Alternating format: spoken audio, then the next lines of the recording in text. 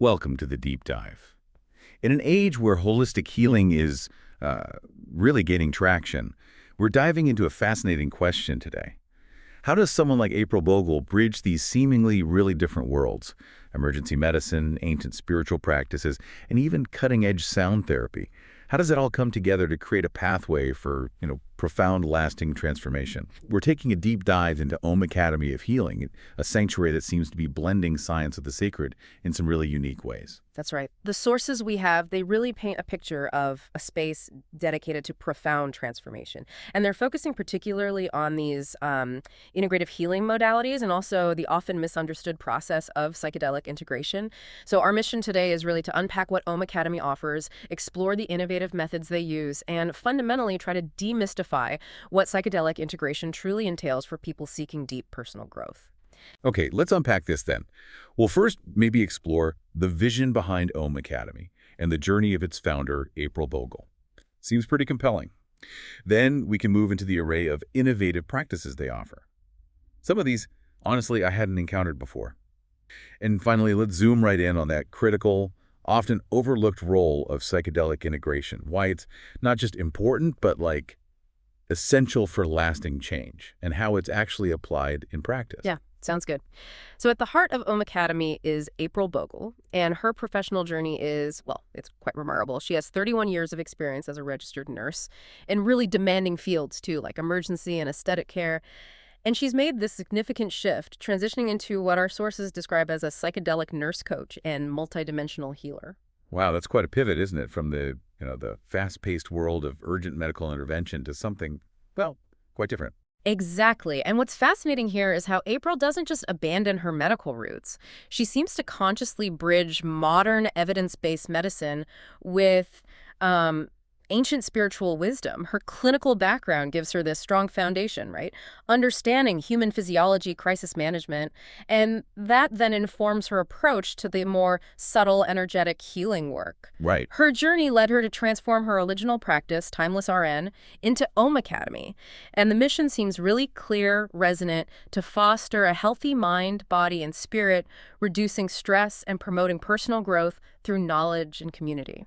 That definitely sounds like a profound shift from a purely reactive traditional healthcare model to something more proactive, holistic, and deeply integrative. Yeah, definitely integrative. So she's not just dabbling, she's intentionally weaving these things together. Clinical precision with soul-centered practices. And her certifications really underscore this, don't they? Trauma-informed coaching, psychedelic integration, internal family systems, IFS. Which is that model seeing the mind as having different parts. Right, exactly. And alongside that, sound and energy healing, even color light therapy. That's an incredibly comprehensive and diverse background for someone leading a healing academy. Indeed. And it allows her to create this highly individualized approach. Her methodology weaves together powerful modalities like plant medicine and psychedelic-assisted therapy, but also things like breath work, meditation, Reiki, Kambo. That's the Amazonian frog secretion, right? Yeah. Often used for deep cleansing. That's the one. It's quite intense, but part of that traditional medicine context. And then various other energy modalities, too. The aim, it seems, is to honor body, mind, and spirit in each session, meeting individuals exactly where they are on their unique path. That makes sense. The breadth of knowledge means clients can explore multiple avenues, ensuring a truly personalized journey, not just some one-size-fits-all thing. Precisely. Okay, so given this broad vision and April's unique blend of expertise, what does this look like in practice at Om Academy? What kind of unique, maybe innovative offerings might someone encounter there, beyond the therapies we might already know? Well, beyond the really critical psychedelic and wellness nurse coaching, they mentioned services like advanced breath work, specialized Reiki and energy work, and those Kambo ceremonies we mentioned. They even incorporate some cutting-edge tools like scalar biofeedback scans. But here's where it gets really interesting and maybe truly innovative. April's own invention, the hydroacoustic sound bed. Hydroacoustic sound bed, what is that? Well, what seems groundbreaking here is how this tech aims to bypass the conscious mind. It uses primal sensory input sound, water, light to potentially unlock deeper, more resistant patterns in the nervous system. Deeper than traditional therapy might reach. That seems to be the idea. It's described as an immersive fusion of subsonic sound, water, and light therapy, designed to powerfully reprogram the nervous system and energetic field, creating an environment for profound cellular and energetic shift. That's fascinating because you hear sound therapy and maybe think of, I don't know, soothing spa music. How does something like this hydroacoustic sound bed go beyond that? How does it impact the nervous system in a way maybe other methods can't? And you mentioned other frequency medicine too. Yeah, it's definitely more than just relaxation music. Think of it more like targeted energetic intervention. The hydroacoustic sound bed uses specific frequencies that resonate deep within the body, influencing cellular function, neural pathways. It's about coherence and resonance at a really fundamental level. Okay. And yes, they expand on this frequency-based healing with other things like PEMF, that's pulsed electromagnetic field therapy. It uses targeted electromagnetic pulses to stimulate cellular repair, reduce inflammation. Then there are vibroacoustic sound baths immersing the body in therapeutic vibrations. Biofield tuning, which uses tuning forks to clear energetic blockages in the body's subtle energy field. Tuning forks. Interesting. Yeah. And color and firefly light therapies, using specific light frequencies for various therapeutic effects. The goal seems to be creating deeper energetic and physiological shifts, going beyond just superficial relief to address root causes of imbalance. Wow. Okay, so beyond these really individual, highly specialized therapies, Om Academy also puts a big emphasis on community and workshops, right? It sounds like connection is just as important as individual healing. Absolutely. They offer facilitated groups for community support, providing a safe space for people to share their journeys, their insights, their challenges. And that peer connection is so vital, isn't it? For reducing feelings of isolation, which often come up during deep personal work or healing. Definitely. And crucially, they offer stress relief workshops teaching practical, tangible tools. Things like meditation, mindfulness, energy healing practices that people can actually use in their daily lives. It's about empowering people with lifelong skills. And this focus on somatic practice working with the body, it's not just intuitive, is it? There's research backing this up. That's right. The sources mention Harvard Health findings, underscoring how mindful movement and breathwork are clinically shown methods to help the body release the physical imprints of emotional tension and trauma. It's like our bodies literally hold on to our experiences. Exactly. They also incorporate nature-based practices, which, again, are increasingly recognized, supported by research like findings from Berkeley News highlighting how connecting with nature impacts mental well-being. And then there's inner child work, addressing past wounds, fostering self-compassion. These sound like incredibly nurturing approaches, really getting to the core of healing. Indeed. And notably, they offer transformative retreats that involve plant medicine. They reference Johns Hopkins' influential research on psychedelics like psilocybin for their potential in mental health. Okay, but it's important to clarify their approach here, right? Yeah. Given the legal landscape. Very important. Om Academy explicitly states these are offered responsibly under Future Religious Freedom Restoration Act or RFRA exemptions. RFRA protects the right to exercise one's religion. Correct. And they state it's within the context of spiritual growth and community practice. This highlights a critical legal and ethical framework they seem to be operating within, focusing on spiritual exploration and growth, not making therapeutic medical claims. Right, they're very clear about not diagnosing, treating, or curing diseases, emphasizing services are for relaxation, stress reduction, education, spiritual well-being. Precisely. It's an important distinction they maintain. That clarity is so crucial. Now, one of the core focuses you mentioned, and maybe one of the most vital aspects of using these profound experiences for lasting growth, is psychedelic integration. For many people, that term might sound a bit academic, maybe abstract. What exactly is it, and why is it so critically important for anyone considering or having had a psychedelic journey? You've hit on a really crucial point. Psychedelic integration is, well, it's the often misunderstood and frankly understudied process of thoughtfully incorporating the insights, the emotions, the experiences from a psychedelic journey into your daily life. The goal is to maximize the benefits and minimize potential risks. An article in Frontiers in Psychology underscores that integration isn't just a nice-to-have. It's absolutely critical for lasting change. So without it? Without it, those profound insights might just fade. Or worse, potentially lead to confusion, disorientation, maybe even making existing mental health issues worse.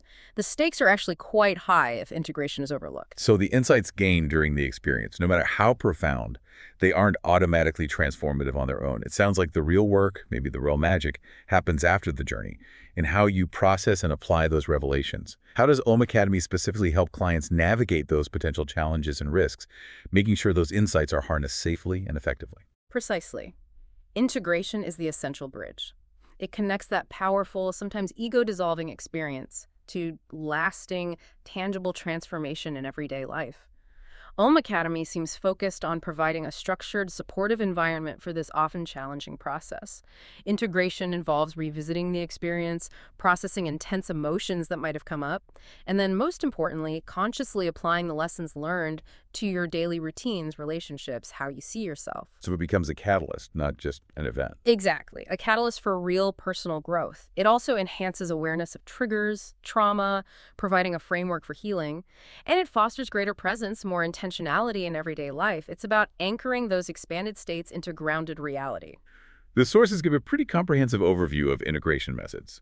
For someone looking to engage with this, what's the spectrum of practical tools and approaches? Where should we start exploring? It's a wide landscape, really, and often the best approach is a combination of methods tailored to the individual. But let's start with professional support, as this is highlighted as one of the most effective and safest ways.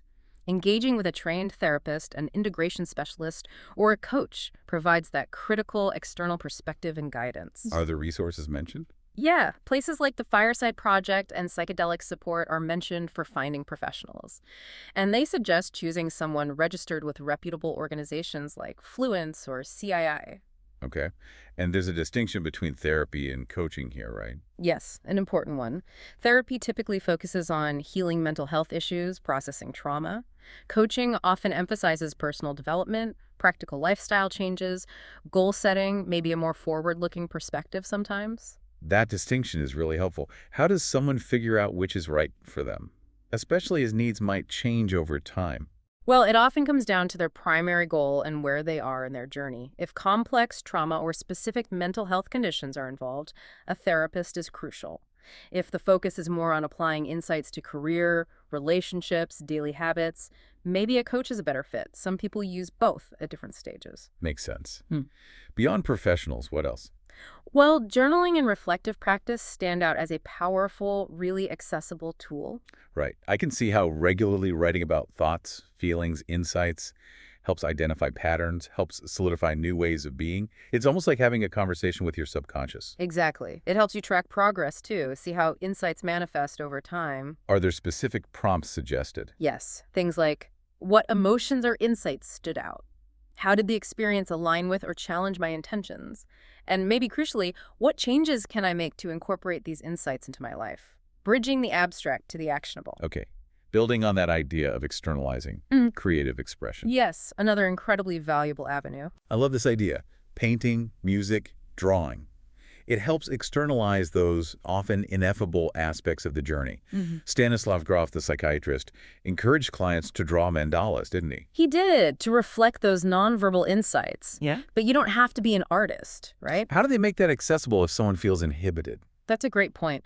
Creativity here isn't about skill, it's about expression. It could be movement, singing, sketching shapes, even just talking to a friend about a vivid image or feeling. The goal isn't a masterpiece. It's giving form to the formless. This can be really effective for processing abstract or highly emotional experiences, making them more tangible. Okay. And related to sharing, community and group support. Yes, another essential safe space. Psychedelic integration circles, like those offered by the Psychedelic Society, foster connection, shared understanding, validation. Reduces that feeling of isolation, reminds you you're not alone in navigating this. Exactly. It reinforces the healing process. And then we come to something that feels so basic, almost ancient, yet maybe more relevant than ever. Nature and grounding practices. You mean like mindful walking, yoga outside, just bare feet on the earth? Yeah. Is this just a trend, or are we reclaiming something fundamental we've lost? It feels fundamental, doesn't it? These practices, often rooted in indigenous traditions, promote presence, balance, connection to something larger. They help you stay grounded with the insights, preventing the experience from feeling too disconnected from daily life. And hand in hand with that, body-based techniques. Also crucial, psychedelics can evoke physical sensations or bring unprocessed trauma to the surface, often held in the body. So things like somatic experiencing. Right, using mindful movement and breath to release physical tension. Or massage, body shaking, yoga. They all help release tension and reestablish body awareness, enhancing that mind-body connection. It's fascinating how we often think of integration as purely happening after the experience, but the sources say it actually starts before. Absolutely. Preparation is the bedrock. Setting clear intentions, understanding the substance if one is involved, ensuring a safe, supportive environment. Laying the groundwork. Exactly. It sets the stage for a more meaningful and integratable experience. Then, post-trip, emotional expression and processing remain vital. Practices like gratitude journaling, compassion meditations, even revisiting music from the trip can help re-evoke and process emotions, keeping insights alive. The sources even outline something called a mind loom framework for tailored integration based on the type of experience. Yes, this individualized approach seems key. It suggests integration should align with the insights gained to be most impactful. How does that work? Well, each domain, like physical sensations, thoughts, emotions, relationships, or even broader world experiences like ego dissolution, suggests specific practices. For example, if an experience was very self-physical, focused on the body, integration might involve things like a clean diet, exercise, maybe cold showers to solidify that new body awareness. Okay. But if it was more a world experience, say insights into interconnectedness, integration might look like studying spiritual texts, community service, finding mentors to help understand and apply those broader insights. Tailoring it makes a lot of sense. And finally, this isn't a quick fix, is it? Long-term commitment and patience seem essential. No, definitely not one and done. Integration is gradual, ongoing, often nonlinear. It can unfold over days, months, even years. While neuroplasticity, the brain's ability to change, is heightened after an experience, lasting change requires sustained, conscious effort. Are there tools for that long haul? MAPS integration workbooks are mentioned for structured, ongoing support. It's also noted that cultural context matters, and having resources like the Fireside Project for immediate help with difficult experiences is important. Timing matters too, presumably. Ideally, you start soon after, but really, integrating profound insights can be a lifelong journey. Okay. Before we wrap up, it feels important to circle back to those disclaimers from Om Academy and Timeless RN. Transparency is critical here. Yes, they are very clear about operating within specific boundaries. They state explicitly, they do not diagnose, cure, prevent, or treat disease. All services are intended for relaxation, stress reduction, education, and spiritual growth. The information hasn't been evaluated by agencies like the FDA, and no medical claims are made. So while relaxation and stress relief are beneficial, they're careful not to equate their spiritual or educational work with medical treatment. Correct. Maintaining that distinction is key. And their stance on illegal substances, also vital. Absolutely. Their statement is very clear. We do not encourage the use of illegal substances. Our work is rooted in education, harm reduction, and integration support surrounding psychedelic medicine. So positioning themselves as a resource for guidance and support, not a facilitator for illegal acts. Exactly. And they also identify under the protections of the Religious Freedom Restoration Act and the First Amendment regarding the use of psychedelic sacraments as part of spiritual practices. They emphasize doing so with reverence, solely within the context of spiritual growth and community. This commitment to transparency, legal adherence, and that spiritual framework seems really crucial to their practice. What an incredible deep dive into a world where ancient wisdom genuinely meets modern understanding, and where personal growth is approached with both reverence and, it seems, scientific rigor. We've explored how Om Academy of Healing, led by April Bogle, offers this multifaceted, highly personalized approach to wellness, and how absolutely central psychedelic integration is to actually harnessing the transformative potential of these experiences. It really highlights that true healing, lasting transformation. It's a journey, isn't it? Not a destination. It requires intention, preparation, ongoing support, and consistent practice. The whole concept of integrating profound insights into daily life, whether through professional guidance, creative expression, community support, it's a powerful reminder that growth is an active, sustained process. It extends far beyond the initial, often powerful experience itself. So what does this all mean for you listening? Perhaps it's a nudge to consider how you integrate your own profound experiences. Big or small, maybe an insight from a book, a challenging life event, a moment of deep connection. How do you weave those into your daily life for lasting personal growth. Think about what practices might resonate with you to make those aha moments truly stick, and how you might better bridge your deepest insights with your everyday reality.